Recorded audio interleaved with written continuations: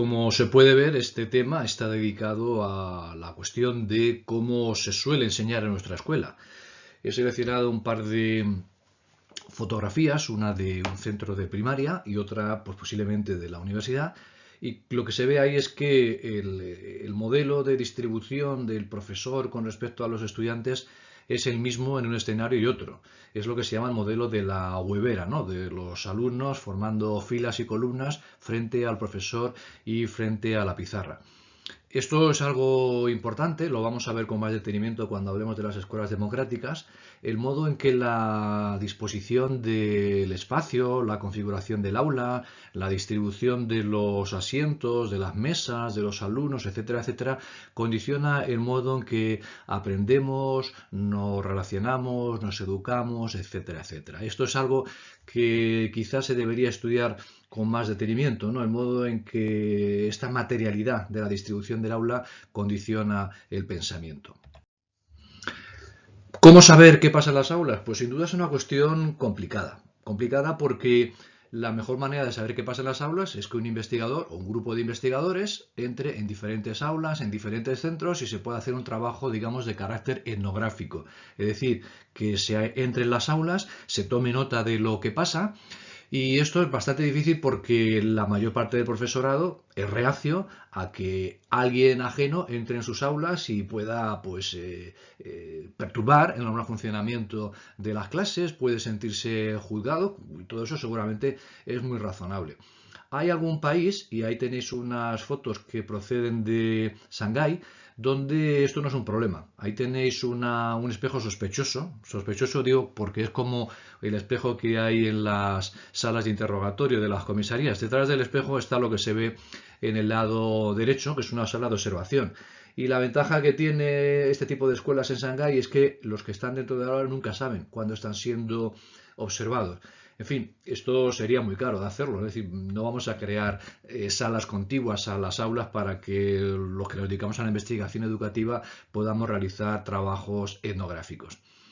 La etnografía o los métodos cualitativos no son los únicos posibles para saber qué pasa en las aulas. También es posible recurrir a métodos cuantitativos, lo vamos a ver con datos de los informes PISA, donde lo que se hace es preguntar a los profesores, a los alumnos, cómo piensan que están funcionando en las aulas o qué tipo de cosas creen que aprenden. Lo vamos a ver ahora con más detenimiento. Es decir, que es posible aproximarse a lo que pasa dentro de las aulas desde una perspectiva cualitativa y desde una perspectiva cuantitativa. Por cierto, también es posible hacer entrevistas, no solo encuestas, sino entrevistas a los profesores, a los alumnos, también para preguntar qué pasa dentro de las aulas. El esquema de lo que voy a hablar. Primero, el funcionamiento de las aulas. En segundo lugar, me centraré en el caso del bachillerato. ¿Por qué el bachillerato? Porque es el gozne, es el punto de unión entre la educación obligatoria y la universidad. Y está muy condicionado el bachillerato por lo que se entiende que se va a exigir en la universidad. Ya veremos que en realidad el bachillerato no prepara para la universidad, sino que en realidad prepara para pasar el examen de acceso a la universidad. Y en tercer lugar, lo que propongo es pasar de la enseñanza pasiva que vivimos habitualmente a una enseñanza activa. Bien, vamos por partes. Primero, funcionamiento de las aulas. Un poco de repaso de la teoría sociológica. Me parece muy interesante lo que decía Durkheim con respecto al sistema educativo. Sobre todo porque dice, bueno, vamos a ver, dejémonos de florituras. El sistema educativo es un sistema que pretende dominar las almas, que sitúa al alumno en un estado de desposesión de poder tal que llega incluso a compararlo con la hipnosis. Es decir, es tal la desposesión de poder, el someterse a lo que dice el profesor o lo que dice la institución, que el alumno está prácticamente inerme. Bueno, ahí tenéis algunos puntos. Primero, que rompe Durkheim con la pedagogía, con la idea de que la educación es algo eminentemente individual y sobre todo algo que depende de los méritos de cada cual, que la educación no es un proceso de desarrollo natural, ni mucho menos, sino que es un proceso de creación y de producción social. Y para el pensamiento idealista, y esta me parece la idea más importante, la función del maestro consistiría tan solo en enseñar, dejando de percibir la evidencia, la asimetría característica de toda clase de relaciones pedagógicas educativas. Estamos frente a relaciones de poder. Fijaos lo que se dice ahí, ¿no? Que las investigaciones neurológicas muestran que la actividad del cerebro de los alumnos durante una clase magistral es más baja que cuando están dormidos. Bueno, solo he encontrado esta cita del libro de Pellicer y Manso, pero no he encontrado la investigación neurológica de este investigador. Si la encuentro, lo pondré aquí. Bien. Enseñar consiste básicamente en que hable el profesor. Aquí tenemos algo que a lo mejor puede parecer un poco exagerado, ¿no? De gente que va a una conferencia y que a los 18 minutos observa que hay ya quien se ha desconectado, que piensa, bueno, me habré dejado la calefacción encendida o dónde me habré dejado las llaves del coche. Luego hay gente que se desconecta, gente que abre el periódico. Hoy en día miraría su teléfono móvil y cosas por el estilo. Como hoy en día hay tantas imágenes y vídeos en internet, yo creo que sería interesante meterse en diferentes vídeos y ver cómo reacciona el auditorio cuando se está suministrando una explicación. Yo creo que esto no ocurre habitualmente con las charlas TED. Primero porque duran 20 minutos. Entonces no llegamos ahí. El problema empieza a partir de los 15 minutos. Y por otra parte se trata de conferencias que, como hemos visto, concentran una información de un modo muy sistematizado, además de un modo muy didáctico, divertido, etcétera, etcétera. Aquí tenemos lo que dice un colega de la Complutense, Francisco Mora, que dice que una clase de 50 minutos es una pérdida de tiempo. Dice que es mucho mejor recibir 10 clases de 50 minutos. No sé si microclases de 5 minutos serían lo más adecuado, pero en todo caso creo que este hombre me da la razón con esta propuesta que hago de enseñanza invertida o de Flip Classroom. Así que con estos vídeos perfectamente uno puede ver 10 minutos un ratito, 7 minutos otro ratito, de tal manera que los 30, 40, 50 minutos que pudieran durar estos vídeos, pues se pueden ver en varias fases, ¿no? Pues cuando uno considere que tiene más tiempo, o está más predispuesto, o está más relajado, o lo que considere oportuno.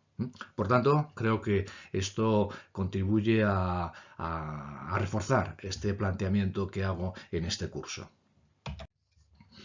Bien, lo que ocurre es que la enseñanza que tenemos es lo que se llama enseñanza simultánea. Y hubo un momento, un periodo a lo largo de la historia, sobre todo a lo largo del siglo XIX, cuando se produce la Revolución Industrial, en que competían estos dos modos de enseñanza, la enseñanza simultánea y la enseñanza mutua. La enseñanza simultánea, debida o creada o apoyada por Jean-Baptiste Lassalle, es la enseñanza que tenemos hoy en día. Es decir, la enseñanza en la que el profesor se sienta frente a los alumnos, el profesor es el depositario del conocimiento, pero existió también en la enseñanza mutua, en la que los alumnos más avanzados o de más edad enseñan a sus compañeros. Vamos a ver que esta es una práctica que se da en algunas de las escuelas democráticas. No conozco cómo fue esta posible batalla entre enseñanza mutua y simultánea, es algo que tendría que investigar, he mirado y no encuentro información muy clara al respecto, pero hay una charla TED de un profesor de un instituto parisino, Vincent Fayet, lo tenéis ahí, está en francés, eso es lo malo, porque, bueno, digo lo malo porque poca gente de los que acuden, de los estudiantes que acuden a mis cursos saben francés, pero si no se puede leer ese artículo que cito ahí del País, donde se entrevista a Vincent Fayet. Él aporta habla de la idea de este choque entre estos dos tipos de enseñanza, pero yo no he encontrado una bibliografía que me permita profundizar con más detenimiento en esta posible batalla. Es poco eficaz el sistema de enseñanza que tenemos. Aquí tenemos un ejemplo de cómo a través de datos cuantitativos es posible saber cómo se enseña, en este caso, las matemáticas. Aquí tenemos las preguntas que se hicieron en uno de los informes PISA, donde se dice, en cada apartado el alumno debe escoger una de entre las 3 opciones que se ofrecen ahí, ¿no? 1, cuando estudio para un examen de matemáticas, intento tal. Tienen que seleccionar solo una. Es un poco arbitrario, me parece a mí, pero solo pueden seleccionar una de esas 3 respuestas que aparecen en cada uno de esos 4 apartados. Bueno, si queréis verlo con detenimiento, podéis parar la presentación y lo veis. ¿Qué resultados se obtienen a partir de aquí? Para el caso español, pues primero, que salvo en el primer bloque, España es un país en el que su alumnado tiende a confiar en mayor medida en el aprendizaje memorístico que la media de los países de la OCDE. Insisto, estamos hablando de matemáticas. Pero la cosa no termina aquí. Manuel Valdés analizó las diferencias que en el recurso a la memorización existen entre las clases sociales baja, media y alta, construidas a partir del índice socioeconómico y cultural del PISA, que ya hemos visto en una sesión anterior. Y lo que se detecta es contundente. Los alumnos de clase baja recurren en mucho mayor medida que el resto a la memorización. Y esto se da con más incidencia, con más intensidad en el caso de España. Faltaría por ver qué ocurre con la diferencia de género. Si ocurre lo mismo con las chicas con respecto a los chicos. Es decir, que las chicas tienden a memorizar en mayor medida que los chicos a la hora de aprender las matemáticas. Y aquí tenemos un estudio etnográfico que se hizo ya hace unos cuantos años y que por desgracia no ha tenido demasiadas réplicas, que realizó una investigadora americana, Jean Anion. Lo podéis leer traducido al castellano en este libro que cito ahí arriba.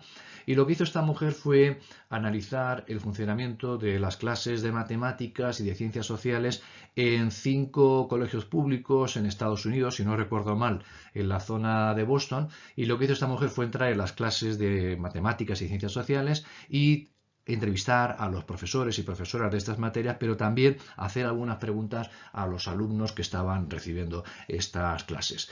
Lo que hizo fue analizar el funcionamiento de estas materias en 2 centros, en 2 colegios de clase obrera, otro de clase media. El de clase obrera es porque la mayor parte de los padres tienen trabajos manuales. El de clase media también hay muchos padres con trabajos manuales, pero también hay un porcentaje importante de trabajadores de oficina o de cuello blanco.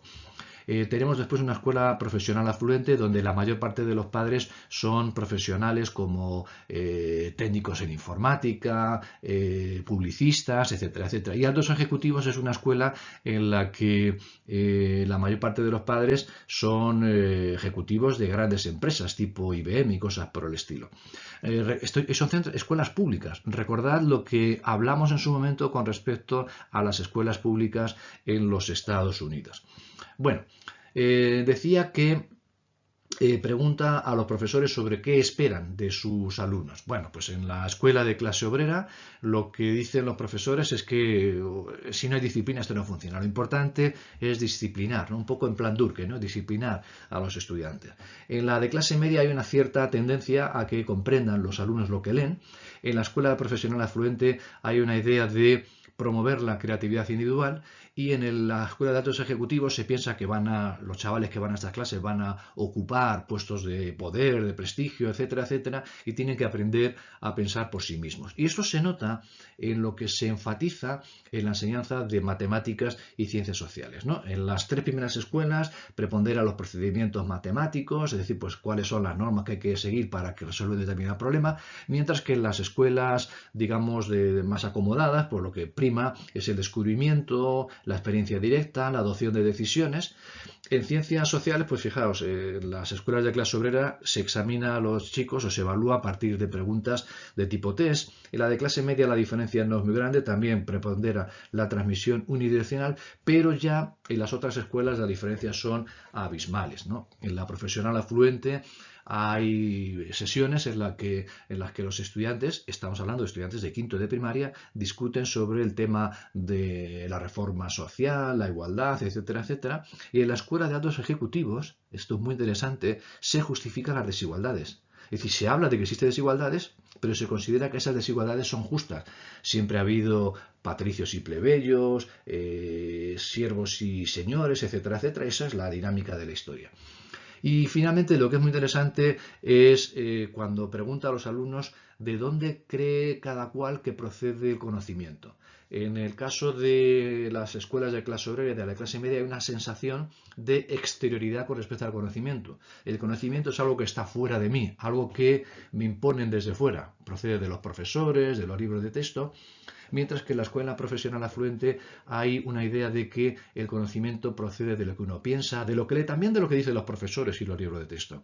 Y en la escuela de los altos ejecutivos lo que prepondera es la idea de que hay que asimilar, aprender el conocimiento. No es tanto ser capaz de pensar como tener una cultura que permita distinguirse de los demás, un poco como lo que ocurre con la Escuela Nacional de Administración en el caso francés, que no es tanto que la gente sepa apreciar la literatura como que sepa que existen determinadas obras literarias importantes y poco más.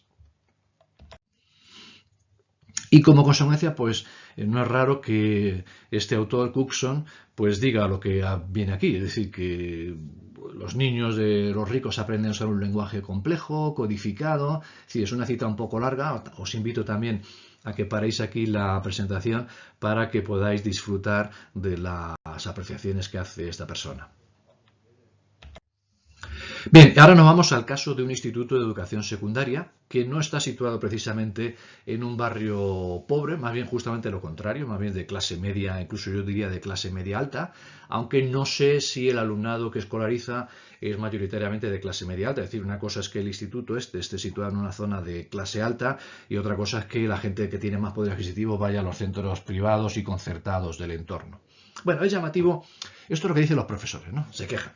Yo creo que además esto pone de manifiesto que nuestro sistema educativo es un desastre, que no sirve de nada. Es decir, lo que está diciendo los profesores es que nuestro trabajo no sirve. Es decir, la mayor parte de los alumnos no se enteran, no sirven para aprender las cosas que nosotros pretendemos enseñar. Es decir, dos graves deficiencias que afectan al 90% de los alumnos.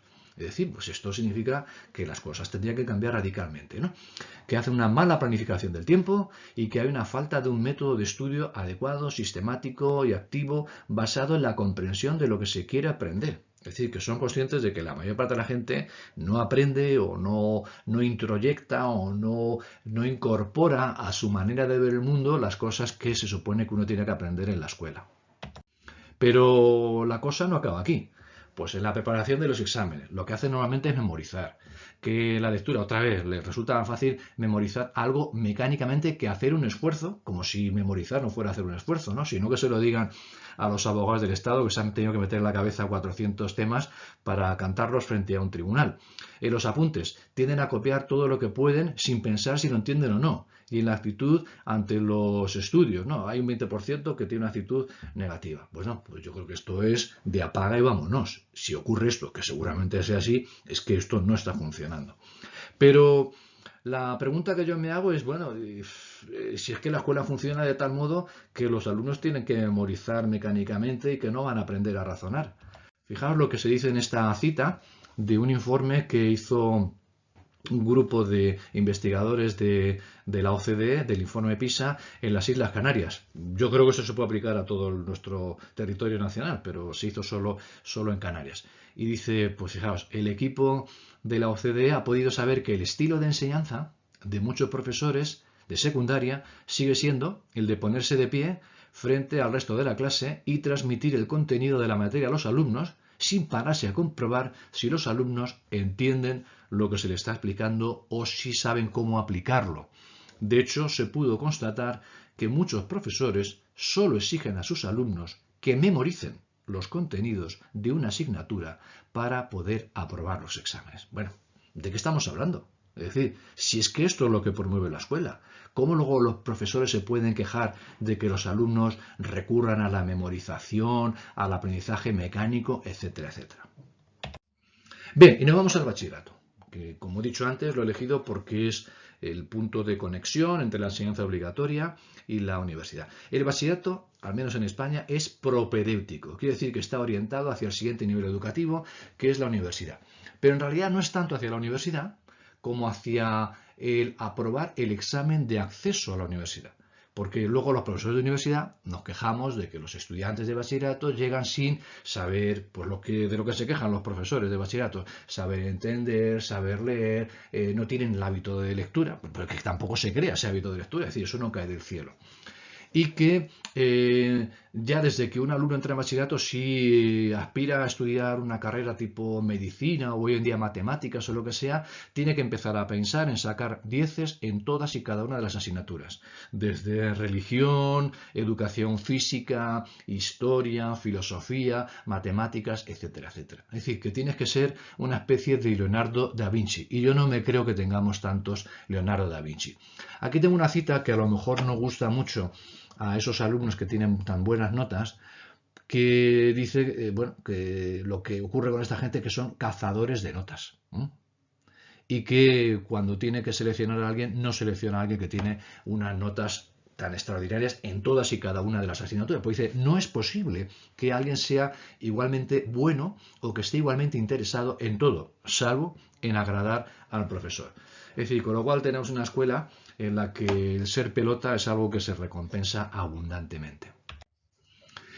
Tipo de conocimiento que se valora. Aquí tenemos un ejemplo de un examen de acceso a la universidad, en este caso de Andalucía, pero podía ser del País Vasco, de Castilla-La Mancha, me da igual.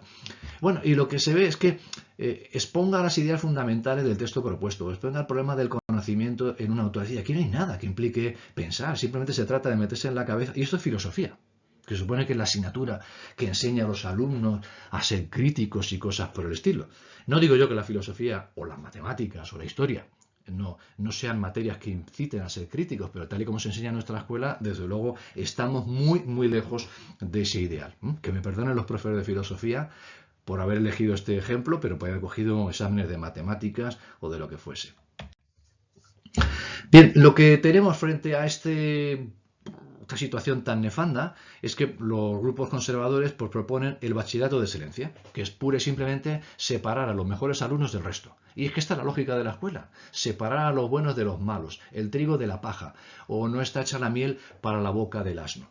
Y se crea un bachillerato de excelencia que existe en un instituto de Madrid, por ejemplo, pero cada vez hay más institutos que tienen algún aula de excelencia, donde ponemos a los mejores y los separamos del resto, donde se vive un ambiente tremendamente competitivo. Y aquí tenemos una cita de Bowler donde se ve lo que ocurre en una investigación realizada en los Estados Unidos, donde muchos estudiantes consideraban que su aprendizaje de las matemáticas fue tan estresante y debilitante que no pudieron aprender esta materia.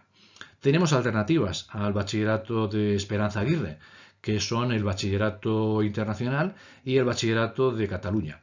El bachillerato internacional en la mayor parte de los centros públicos es tan elitista como el bachillerato de excelencia.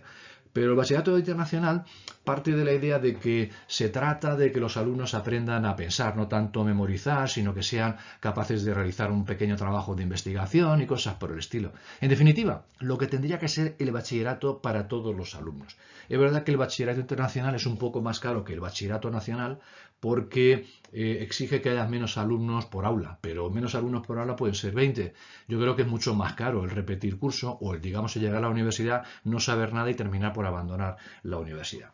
Y cito aquí el bachillerato en Cataluña porque los estudiantes del bachillerato de Cataluña tienen que hacer un trabajo de investigación a lo largo de los 2 años del bachillerato y eso es un trabajo supervisado por el profesorado, incluso por profesorado de universidad, y a mí me parece que es una experiencia muy interesante. No he leído nada más, sé que existe, pero no he leído ningún estudio sobre lo que da de sí el bachillerato en Cataluña. Sí que he hablado con algunos compañeros jóvenes que han pasado por este bachillerato y me decían que lo que han aprendido a hacer en ese trabajo les ha sido muy útil para luego hacer trabajos en la universidad. De hecho, consideran haber aprendido mucho más ahí en ese bachillerato que en la universidad, lo cual desde luego no me extraña lo más mínimo.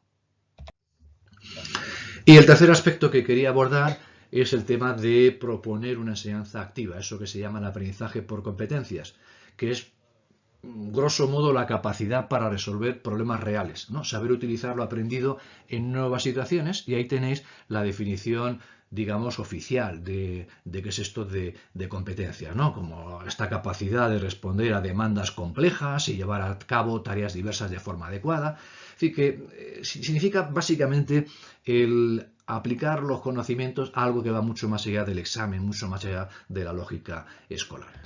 Y aquí tenemos algún ejemplo de las preguntas que se plantean en los informes PISA. Ahí tenéis abajo ejemplos de preguntas liberadas si os metéis en esa página web. Y como podéis ver, pues no hay ninguna fórmula para resolver esta pregunta, ¿no? Os invito a que lo leáis detenidamente y aventuréis cuál es la respuesta acertada, ¿no? Simplemente se trata de razonar, no hay que aplicar ninguna fórmula, ninguna x al cuadrado, ni cosas por el estilo. Y aquí tengo algún ejemplo de estas preguntas liberadas, ¿no? De Lago Chat. Bueno, pues ahí tenéis cuáles son las preguntas que se plantean y de nuevo, pues paráis la presentación y podéis ver con detenimiento de qué se trata. Y aquí tenemos cuáles son las destrezas precisas para el siglo XXI. Ya no sé si hablaremos del siglo XXII en breve, ¿no? Habilidades de aprendizaje e innovación, pensamiento crítico, resolución de problemas, comunicación, colaboración, creatividad, innovación, alfabetización digital, conocimientos básicos de información, alfabetización mediática, es decir, no solo los ordenadores, tecnologías de la información, habilidades para la vida y el trabajo, flexibilidad, adaptabilidad, en fin, un montón de palabras que suenan muy bien que habría que ver cómo se articulan en el día a día de la escuela. Y como conclusiones, pues decir que nuestra escuela es experta en crear un estudiante pasivo, que vemos que hay diferentes maneras de enseñar y de funcionar del profesorado y de la institución escolar en función de la clase social, que el bachillerato es el claro ejemplo, es el epítome de los males de nuestro sistema educativo y que lo que hay que hacer es promover un aprendizaje activo. Y aquí tenemos la bibliografía que he utilizado para preparar este tema. Y lo mismo digo, pues si queréis verlo con detenimiento, pues paráis la presentación y lo veis.